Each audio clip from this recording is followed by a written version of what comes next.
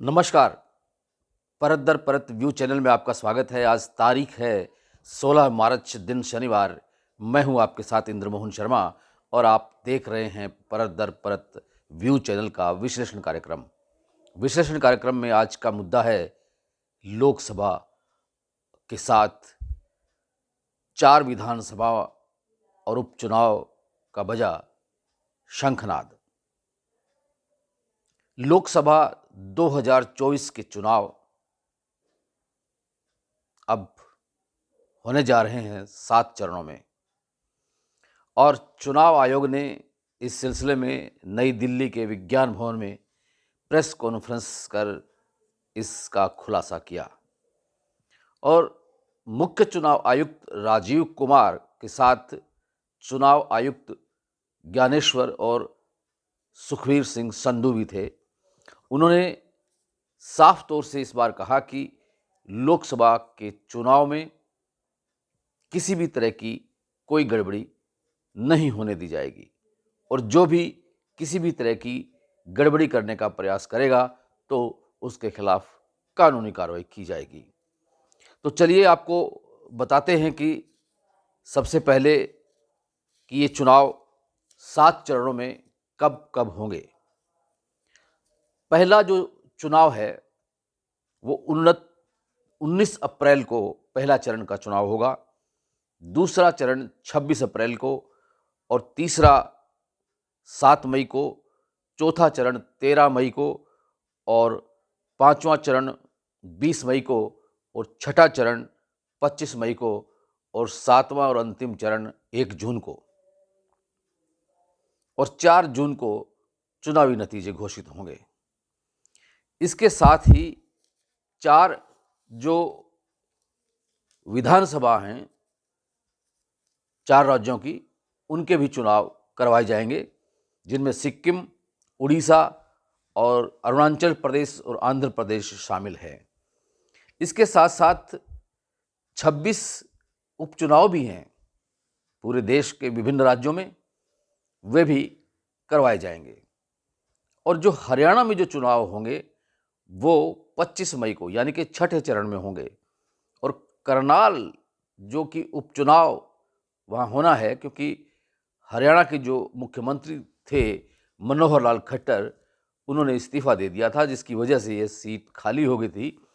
और जो अब मुख्यमंत्री हैं हरियाणा के नायब सिंह सैनी, वो करनाल सीट से उपचुनाव मैदान में कूदेंगे और उनकी अग्नि परीक्षा होगी।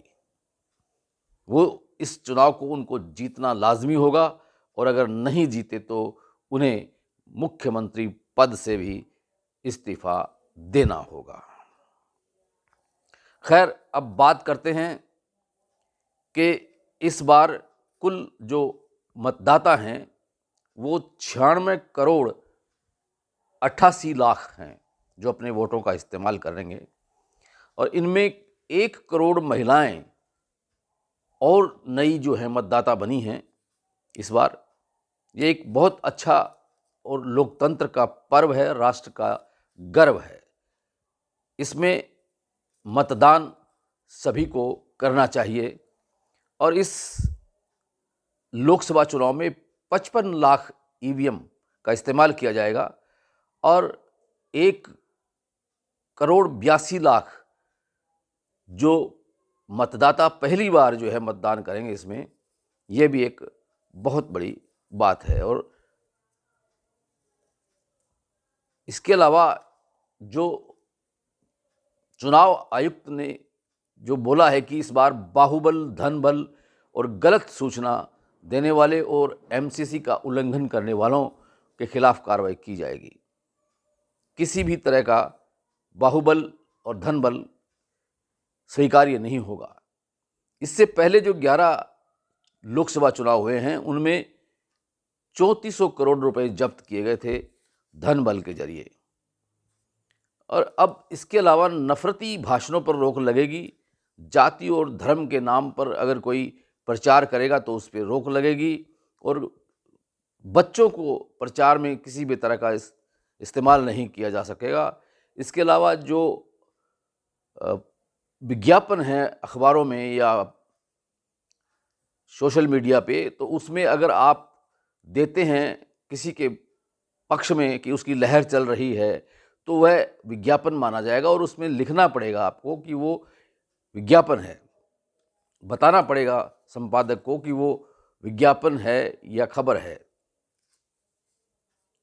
इसी तरह से अब जो सबसे बड़ी बात यह है कि इस बार जो कुरुक्षेत्र सीट है लोकसभा की, वहाँ इनेलो नेता अभय चौटाला चुनाव मैदान में कूदेंगे।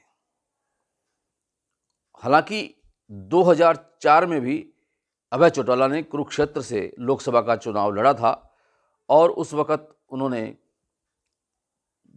2,17,059 वोट मिले थे उनको और 1,06,238 मतों से वो पराजित हो गए थे नवीन जिंदल से। 2019 में कुरुक्षेत्र से ही उनके बेटे अर्जुन चौटाला ने चुनाव लड़ा था, लेकिन वो करीब 60,000 वोटों तक ही सिमट कर रह गए थे।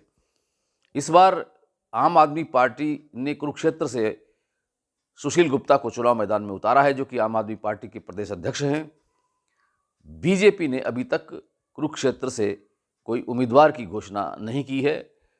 ऐसा माना जा रहा है कि इस बार हो सकता है नवीन जिंदल बीजेपी में शामिल हो जाएं, तो वो खुद चुनाव लड़ें या उनकी पत्नी चुनाव मैदान में उतर सकती है बीजेपी के टिकट पर, अगर वो बीजेपी में शामिल होते हैं तो अगर ऐसा होता है तो मुकाबला बड़ा दिलचस्प होगा। और सबसे बड़ी बात यह है कि इस चुनाव में इस बार किसी भी तरह की धांधली को स्वीकार्य नहीं किया जाएगा। अगर कोई उम्मीदवार क्रिमिनल टाइप का है, अगर आपराधिक मामले उसके खिलाफ दर्ज हैं, तो उसे विभिन्न अखबारों में 3 बार बताना होगा कि वो उसके खिलाफ कितने अपराध दर्ज हैं, हल्फिया बयान में बताना होगा। इसी तरह से किसी भी तरह की कोई गुंजाइश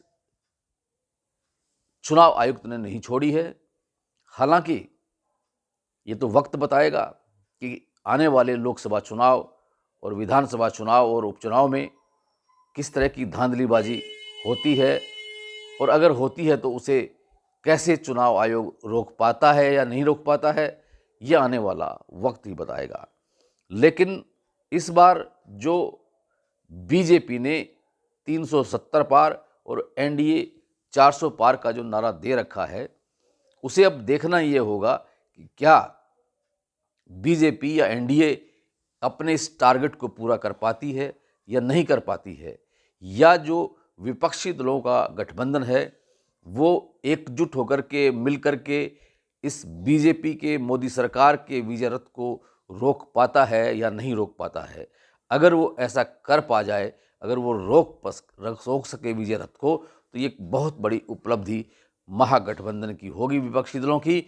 अन्यथा अगर तीसरी बार मोदी सरकार केंद्र में आती है तो ये अपने आप में एक उदाहरण होगी, एक मिसाल होगी, और उसके बाद बीजेपी की रथ यात्रा को, विजय रथ यात्रा को कोई रोकने वाला नहीं होगा।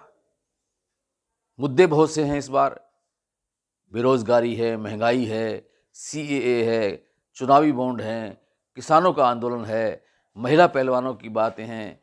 किसी भी तरह के मुद्दे को ले लीजिए, मुद्दों की कोई कमी नहीं है।